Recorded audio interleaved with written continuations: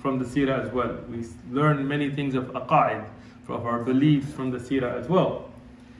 So the hadith that is reported in Sahih al-Bukhari, and this hadith number 5101, depending on the numbering, as we know in Bukhari the numbering something varies, where Urwa, he reports that somebody from the family of Abu Lahab, he saw him, and I'm going to summarize from the hadith, in a dream.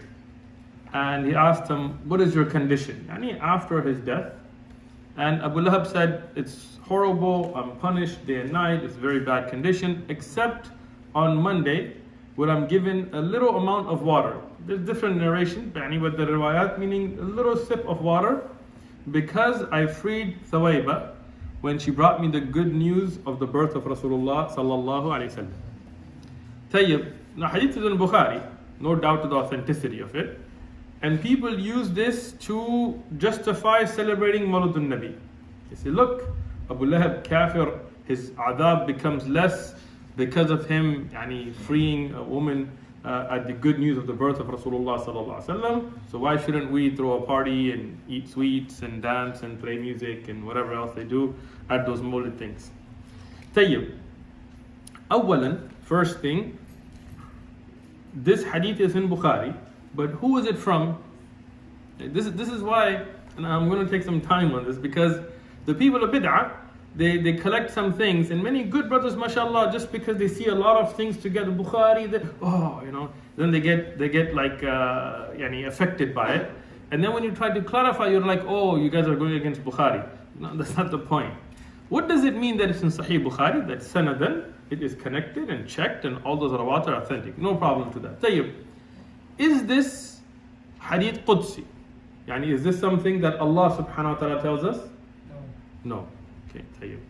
Is this marfu'an an al-Nabi alayhi salatu wasalam? Is this the Prophet sallallahu alayhi wasallam telling us that Abu Jahl's, Abu Lahab's punishment is made less? Tayyib. Is this from a Sahabi? Is this Abu Bakr, Umar, Uthman, Ali radiyallahu anhum telling us that this happened? No. Who's Urwa? He's a tabi'i. Great tabi'i. No doubt to him being a wonder, son of a Zubayr and Asma, great scholar. Tayyib. So first thing to understand, this is not from Allah, this is not from the Prophet sallallahu alaihi wasallam, this is not from a Sahabi.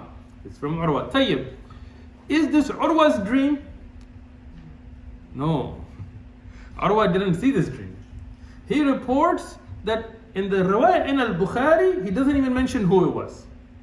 One from the family of Abu Lahab. Tayyib. So now we have, first thing, the statement of a tabi'i. Is the statement of a tabi'i al-hujjah? La.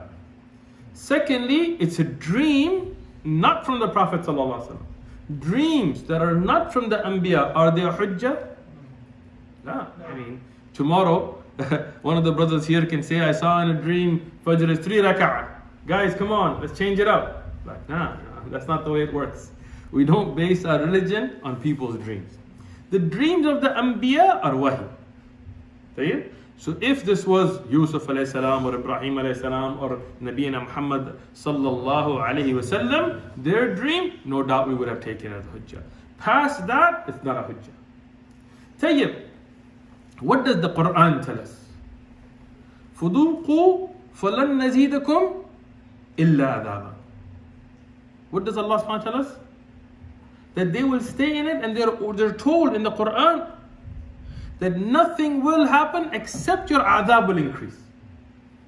That's in the Quran. Kalam of who? Allah subhanahu wa ta'ala.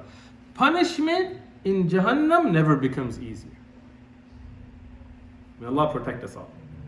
That is the importance of what you're doing when you're giving da'wah to somebody who's heading to the nar, when you're protecting yourself from the nar. Understand something. For the kafir that enters the nar, the adab never becomes less. It only increases. This is in the Quran. Right? So this idea that somehow on certain days the adab becomes less goes khalif to the Quran. And it's not from a Nabi alayhi salatu wasalam, it's not from a Sahabi radiallahu anhum. Tayyib.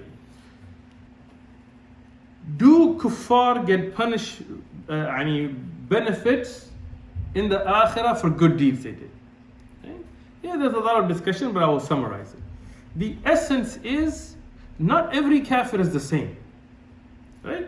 A munafiq who has kufr inside but is pretending is worse than a kafir. I mean, he is a kafir, he doesn't believe in Allah, full munafiq. I'm not saying somebody has sifat of a munafiq. Right? A full munafiq, the one who really in his heart, he's like, I don't believe in this stuff. I'm just doing it because, whatever, people making me, whatever, right? That kind of a thing, may Allah protect us. They'll be in the worst part of Jahannam. Right? Amongst kuffar, there are different levels. Right? For example, if we look at Abu Talib, in the hadith that Rasulullah sallallahu alaihi wasallam told us, that he will have the lightest punishment in the Jahannam, right? Because he was not a harsh kafir. He protected the Prophet sallallahu alaihi wasallam. We'll talk about that, right? But even his punishment doesn't decrease. And there will be coals boiling under his feet that will be boiling his brain. Right? So what we know is the kuffar are different levels. So some are very harsh, they did a lot of dhulm and stuff like this. Yes, their punishment is more. And some are not so bad, so whatever, so their punishment is less. That's up to Allah subhanahu wa ta'ala. But the deeds of the kuffar, good deeds, do not benefit them in the akhirah. It benefits them in dunya. Maybe Allah subhanahu wa ta'ala makes some things easier for them. Maybe Allah facilitates some